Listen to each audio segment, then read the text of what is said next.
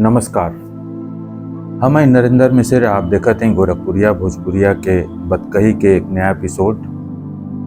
आज हमरे साथे बाटिन ब्रह्म कुमारी संस्था के गोलघर के केंद्र के प्रभारी ब्रह्म कुमारी सुशीला दीदी।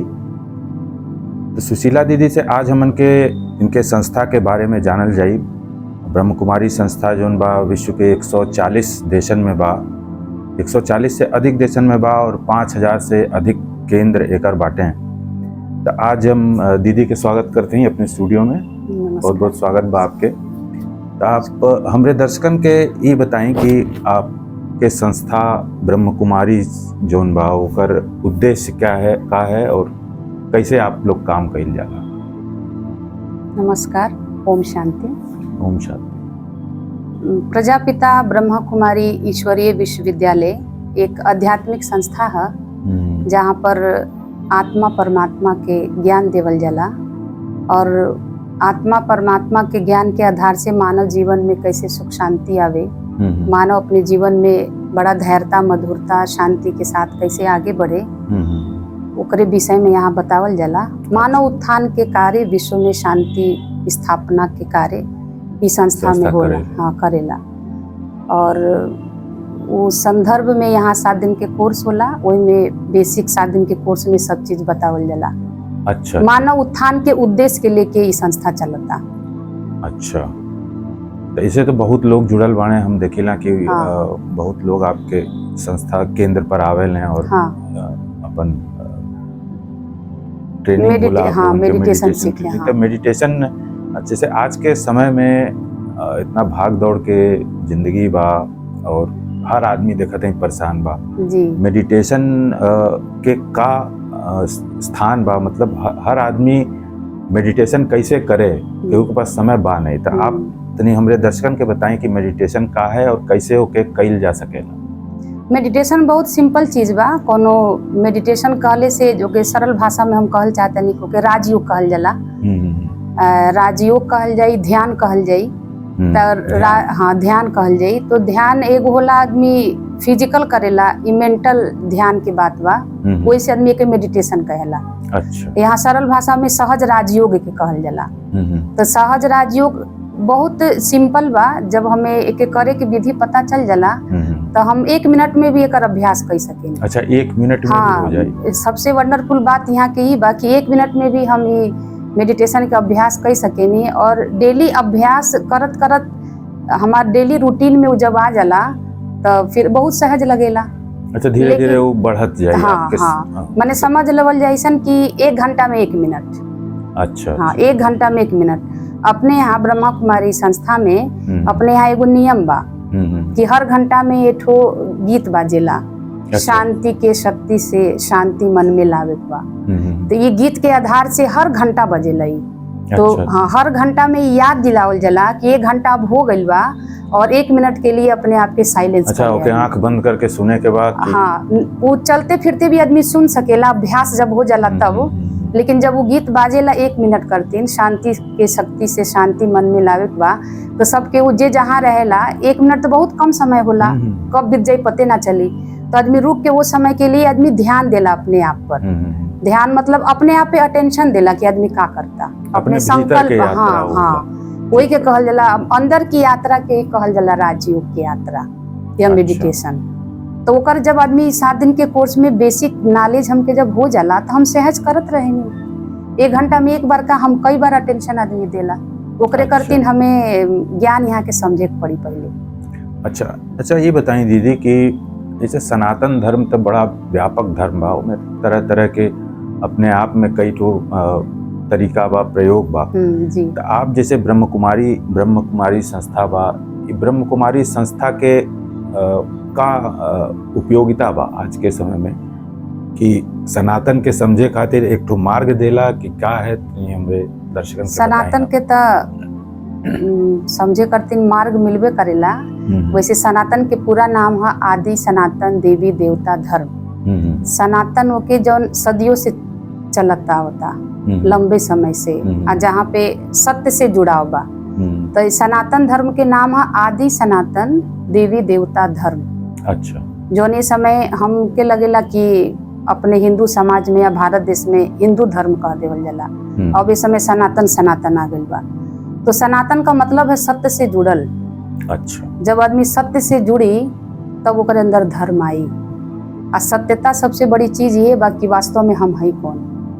हाँ, सही बात बा। जब तक आदमी स्वयं के ना जानी तब तक सत्य स्वयं के ना परमात्मा, जाने, आत्मा के ना हाँ जाने। वही स्वयं माना हुए आत्मा। हाँ।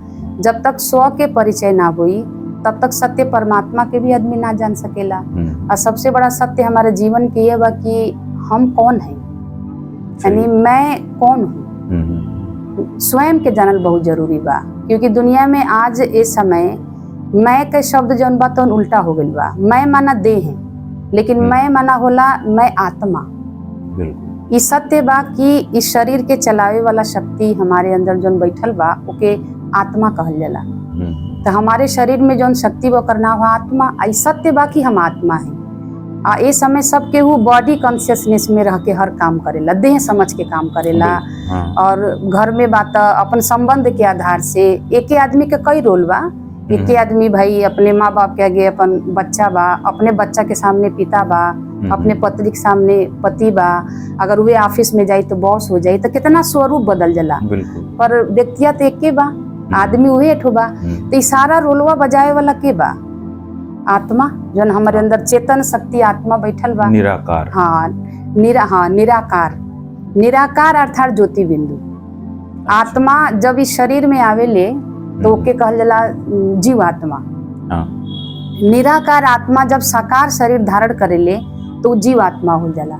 लेकिन वास्तव में ओकर रियल परिचय यह है कि हम आत्मा निराकार ज्योति बिंदु बनी। निराकार के मतलब ही ना कि ओकर कोनो आकार नहीं के। जैसे शरीर हमार बा तो शरीर में कर्म करे करती इंद्रियां बा, वैसे हमार आत्मा निराकार तो भी है, लेकिन निराकार के भी स्वरूप बा। निराकार का भी एक स्वरूप है ज्योति बिंदु, प्रकाश। प्रकाश के कहल जाला निराकार। कई लोग निराकार के मतलब ही समझले कोनो आकार नहीं। अगर निराकार भी तो वो नाम बा।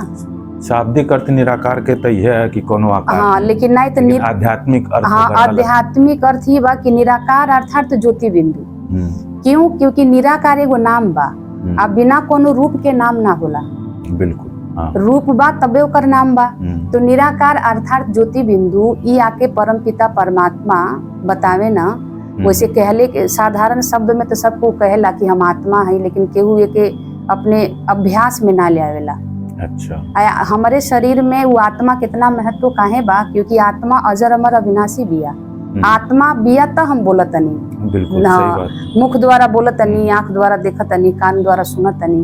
तो यही से ये पांचों इंद्रिया के यूज करे वाला, इस शरीर द्वारा हर एक कर्म करे वाला, मन बुद्धि संस्कार के द्वारा सोचे समझे या कर्म करके संस्कार बनाए वाला वो सारा कार्य आत्मा करतिया। जहाँ पे माता बहन लोग तिलक लगावला, जैसे आप तिलक लगौले बनी, तो माता बहनी लोग कहला सुहाग के निशानी है। पर भाई लोग भी तिलक लगाए वाला, सब क्यों लगाए वाला तिलक? तो तिलक ऐसे लगावल जाला कि इतने बड़े शरीर में हमारा आत्मा यही जा रहे। ऐसे ध्यान के अवस्था में वो शंकर जी के दिखावल गइल बा। महादेव जी के तीसरा नेत्र, ये ज्ञान के नेत्र है। ज्ञान के नेत्र माने आत्मा के जब ज्ञान हो जाई तो हम यहाँ से देखब, माने आत्मिक दृष्टि से पूरे संसार के जब लगल जला देखे तो जीवन में ऑटोमेटिक वह आध्यात्मिक मार्ग है। फिर उस मार्ग पे आदमी आगे बढ़ेला और फिर धीरे धीरे वही आत्मा परमात्मा से जुड़ जाती। परमात्मा के भी आदमी कहेला कि परमात्मा निराकार है। अच्छा, ये बताएं कि जैसे हम तो बहुत धार्मिक जो संस्था है उनके देखत हैं, धार्मिक गुरु लोग होले हैं, लेकिन हम पूरे विश्व में हमें लगा था कि एक ऐसा ब्रह्मा कुमारी ही एक ऐसा संस्था बा जो महिला जेकर नेतृत्व करेली और महिलाओं द्वारा संचालित बाई। एकर का कारण? एकर कारण ये बा कि जब परमपिता परमात्मा शिव लगभग सन 1936 और 37 के बात है, जब इस धरा पे स्वयं परमात्मा शिव जब एक साकार माध्यम जिनका फोटो पीछे लागल बाप देखा तनी जी के हमने के अपन प्यार से पिता श्री ब्रह्मा जी कहल जाला। और लेकिन ये ज्ञान में आवे के पहले इनका नाम दादा लेखराज रहे, बहुत हीरे जवाहरात के व्यापारी बड़े थे। अच्छा। तो इनके माध्यम से परमात्मा जब आकर के उस समय जब आते हैं सन 1936 और 37 के समय, तो उस समय के समय आप जानत तनी कि कैसन रहल। कि अपने भारत देश में पुरुष प्रधान दुनिया में नारी के कोनो पितृसत्ता के हाँ पूरा समाज में जी बोलबाला जी रहा। हाँ बोलबाला था। और जौन की भारत देश जहाँ कहल जाला कि भारत माता की जय, जहाँ पे नारी शक्ति से सबसे ज्यादा पूजा होला। हर नदी के नाम नारी के नाम पे रखल गइल बा। गंगा, जमुना, सरस्वती शक्ति के पुंज मानल गइल बा। और एक तरफ शास्त्रों के माध्यम से ई कहल जाला कि नारी नर्क के द्वार है, और दूसरे तरफ ये कहल जाला कि जौने घर में नारी के सम्मान ना होला वहाँ देवताएं वास ना करेला लोग। नारी तब देवी के रूप मानल हाँ जाला देवी हमरे के रूप सनातन धर्म में। हाँ। और लेकिन अपने इहो समाज में प्रायोगिक रूप में नाई देखात रहल। हाँ नाई है ना? हाँ वो, महिला के स्थिति जौन बा उ कहे खातिर देवी रहल है, हाँ लेकिन हाँ हाँ जी पुरुष समाज हावी रहल है। हावी आपके था, कहले के हाँ। मतलब कि जौन महिला के एक क्षमता बा जो ओमे जौन गुण बा गुण शक्ति होले, बा जैसे, हाँ ममता ओकर है। व्यवहारिक रूप में ना आ पावत तो वो दबा उससे देवल गइल बेहतर बा। केहू नहीं हो सकेला कोनो बात के कहे के चाहे जी। कोनो चीज के समझावे के। ऐसे महिला के नेतृत्व इस हाँ संस्था हाँ लेलस। एक तरह से कह लेला कि परमात्मा का आदेश रहल आदेश रहल। कि दुनिया का अगर स्वर्ग बनावे के बा, नर्क के स्वर्ग बनावे के बा, तो एके समभाव ले आवे के पड़ी। ये नहीं कि पुरुष बहुत ऊंच बा, स्त्री भले नीचे कोटि के, चाहे स्त्री बहुत ऊंच तो पुरुष, दोनों बराबरी लेवल में जब आई। यहाँ बात आत्मा के चलता, लेकिन स्त्री पुरुष भाई इस दुनिया में बात इहो महत्व रखेला। तो इसीलिए परमात्मा के कार्य बहुत सुचारू रूप से चले और जन जन तक ही संदेश पहुँचे। माता बहन लोग में एक बड़ा भावना होला, कुछ पता चलेला तो जरूर बतावेली। और उनकर जीवन दू जगह से जुड़ल रहेला, ससुराल और मायका दू जगह से, अड़ोसी पड़ोसी से भी। एक तरह से कहा है कि नारी में ऐसा शक्ति होला कि वो सबके बांध के लेके चले वाला पावर होला, पालना करे शक्ति तो नारी पुरुष के जन्मे दे ले। हाँ पूरा का चीज हो सकती जननी होती है हाँ। तो सिर्फ जन्म की जननी नहीं है, वो सुख शांति की भी जननी है, जीवन बनाने की भी जननी है। इसीलिए उसको माँ कहल जाला। लेकिन उस के समय में दयनीय स्थिति रहला, दूसरे तरह से उपयोग कल जात रहला। तो इसे परमात्मा के उद्देश्य देने भले परमात्मा नेतृत्व करे हाँ कि हम ज्ञान देव, परमात्मा जो ना के ज्ञान देनु करने की ई कार्य के माताएं बहनें आगे बढ़ाएंगी और माताओं बहनों के द्वारा ही ये भारत पूरा विश्व स्वर्ग बने। बहुत बढ़िया। और ये बड़ा अच्छा लगेला तो यही से उत्थान भइल पूरे विश्व में एकमात्र ऐसा संस्था दिखाई हाँ, ब्रह्मा कुमारी के संस्था महिला के नेतृत्व बा और जी अब बड़ा सुचारू रूप से चलता, सुचारू रूप से और बहुत दिन दुगुनी रात चौगुनी तरक्की पर बाई। और बहुत लगभग 140 देश से भी ज्यादा बा, सब लोग जुड़ेला। हाँ अरे अपने शहर में भी हजारन एकर अनुयायी बाटे हैं। जी जी हाँ जी। तो आपके संस्था में तो युवा भी बहुत जुड़ल हुई हैं। हाँ तो हमरे युवा दर्शक जोन बाटे उनके खातिर आप का कहब, का संदेश बा उनके खातिर? युवा करती नहीं है संदेश बा कि युवा पीढ़ी संगत से थोड़ा संभाल करे और अपने शक्ति को पहचाने। कहल जाला कि जिस देश में युवा सशक्त बा वो देश उत्थान की ओर जाला। ठीक है। और ये समय देखल जाता कि जो युवा पीढ़ी बा वह बहुत तेजी से गिरावट की ओर जाता, भागम भाग की वजह से कि भागम भाग बा, सूचना प्रसारण क्रांति बा जी, बहुत सा हाँ प्रेशर बा कई चीज के, तो और भी आपन इच्छा भी बहुत ज्यादा हो गई बा, देखा देखी हाँ उसका भी ओकरो प्रभाव बा। लेकिन युवा अगर अपन आध्यात्मिक शक्ति अगर जगा ली अपने देश में, भारत देश में युवा भी बहुत ऐसा महान लोग भइल बा, जैसे स्वामी विवेकानंद भी एक युवा थे।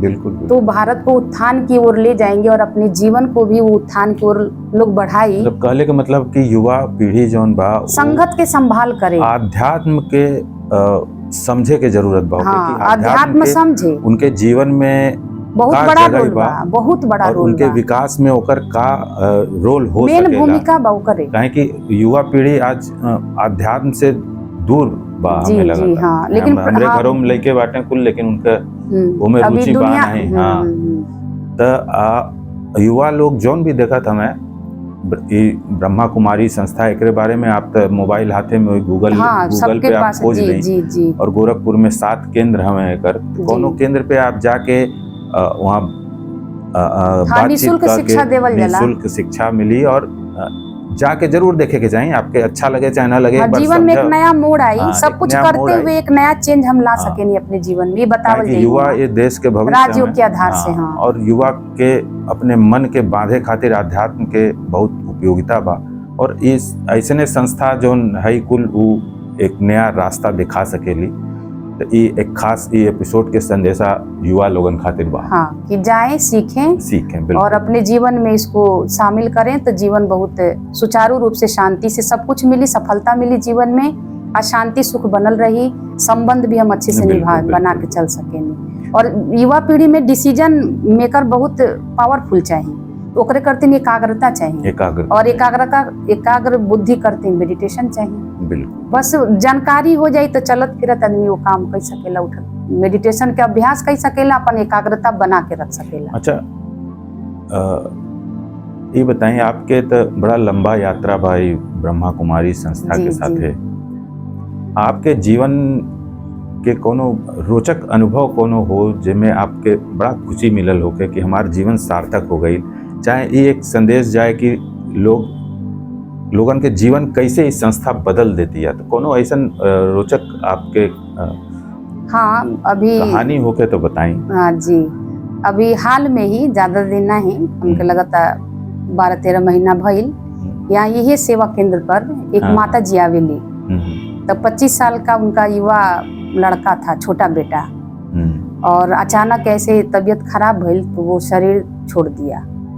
तो वो माता जी बहुत परेशान, माने बहुत ज्यादा, जैसे एक जिंदा लाश कहल जाला वो कंडीशन रहला।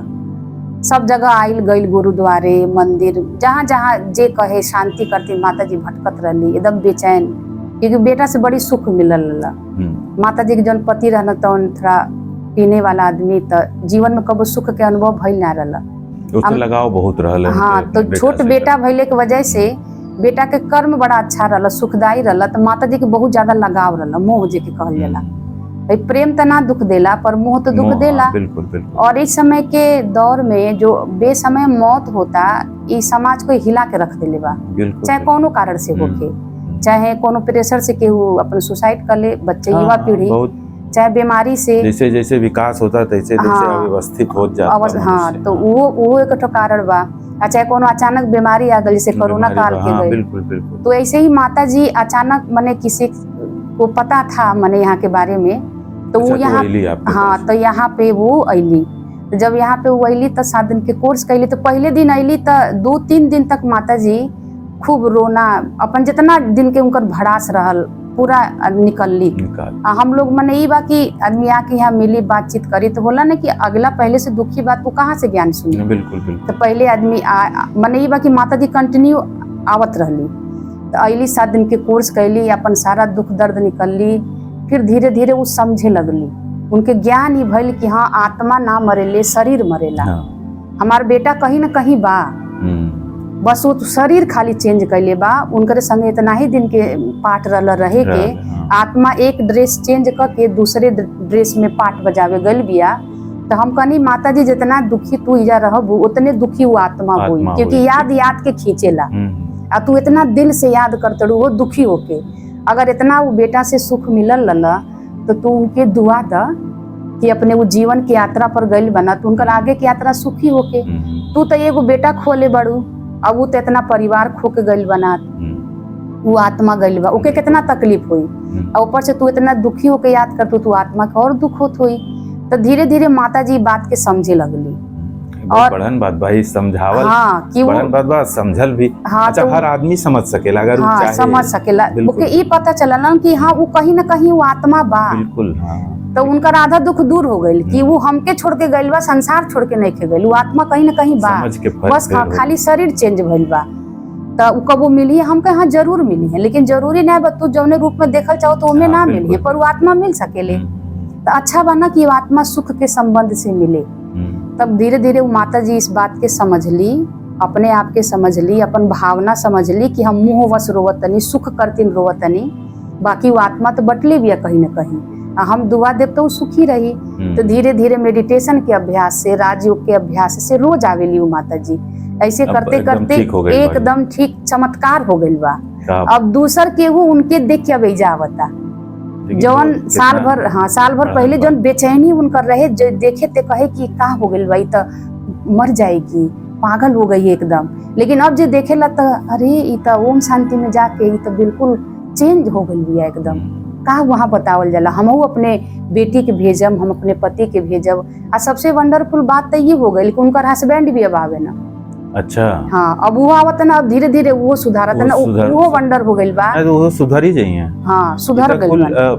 मतलब ऐसे स्थान पे जैसे मंदिर में आदमी काहे जाला, वहाँ ऊर्जा होले, हाँ, तो ऐसन वो पॉजिटिविटी, जगह जहाँ पे पॉजिटिव ऊर्जा हाँ, चेंज करेला। ऊर्जा बदल देले। तो यहाँ ऊर्जा के साथ साथ सानिध्य भी मिलेला, सानिध्य, एक ज्ञान जैसे भी लोग, मिलेला, बिल्कुल, बिल्कुल। परमात्मा से बुद्धि के संबंध जुड़ेला, तो जीवन में बहुत तेजी से परिवर्तन आवेला। और कर्मों के गुहि गति यहाँ बतावल जाला कि हर कर्म के हमार हिसाब बनता।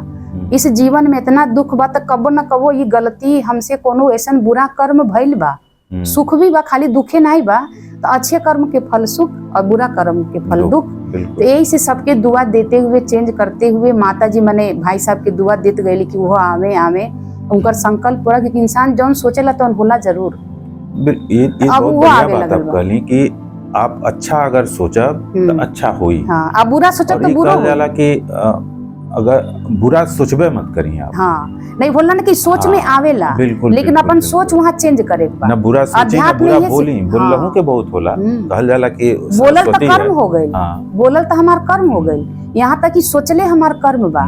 परमात्मा तो ये कहे ना कि सोचे के पहले एक बार सोच ल कि हमके का सोचे का के बा। सोचे के बाद ठीक बा। आ दुनिया में भी उद्देश्य देवल जाला कि बाबू कोनो काम करिए तो सोच समझ के करिए, सोचा समझा फिर करा, क्योंकि कैले के बाद तो हो गई। कैले के बाद माना कि वो अब कर्म हमार बन गई, चाहे अच्छा चाहे बुरा। यही से आदमी अपने सोच पर ध्यान दी तो सोच अच्छा हुई तो भाई हमारा कर्म भी अच्छा हुई, वाणी भी अच्छा हुई, तो जीवन तो अच्छा बन ही जाई। आई खाली राजयोग के अभ्यास से होला। बहुत बढ़िया बात आप बतौली।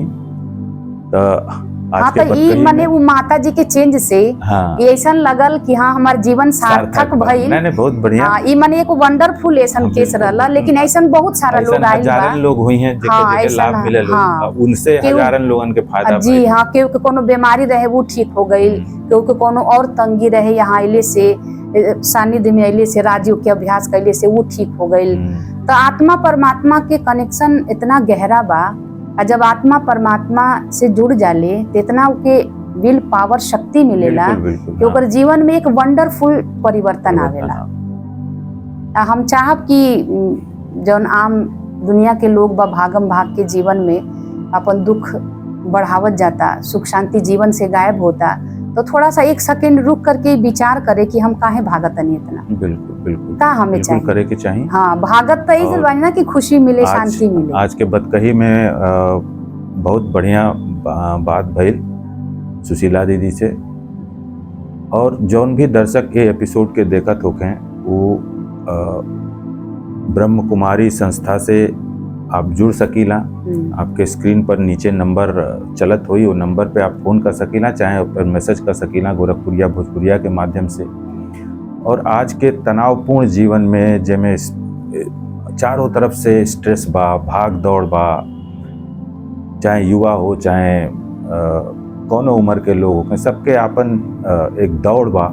वो दौड़ में अपने आप के व्यवस्थित करे के खातिर आध्यात्म के सहारा बहुत जरूरी होला। और ब्रह्मा कुमारी जैसा संस्था जौन बाड़ी वो आपके सेवा खातिर रही। आप वहाँ जाके अपने आप के वहाँ पे फिर से आप पा सकीला, मतलब कहल जाला कि अपने आप के पास, अपने आप के पा सकीला। हाँ, जीवन जी सकीला। आप जीवन जी पूजा पाठ से हर आदमी करेला। धर्म हर केहू के बा की बड़ा धर्म से जुड़ल बा, पूजा पाठ करता, भगवान के याद करता। हाँ, लेकिन आप के एक गुरु के हमेशा आवश्यकता रहेला। और इस संस्था जोन बा वो आपके गुरु उपलब्ध करावेला, आपके धर्म के मार्ग पे चलने के रास्ता दिखावेला।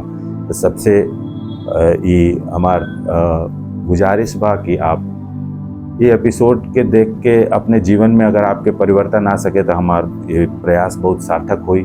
और गोरखपुरिया भोजपुरिया के ये जोन एक मुहिम बा भोजपुरी के संरक्षण और संवर्धन के, जिसमें हम भोजपुरी में ये बतकही करीला, एके आप देखें और अपने हित मित्र के पास भी भेजें, शेयर करें, अधिक से अधिक लोग तक पहुँचे तो ये हमार यही आपके सहयोग हुई और हमन के मेहनत सार्थक हुई। तब अगले रविवार के फिर मिलल जाई। तब तक के लिए नमस्कार। ओम शांति।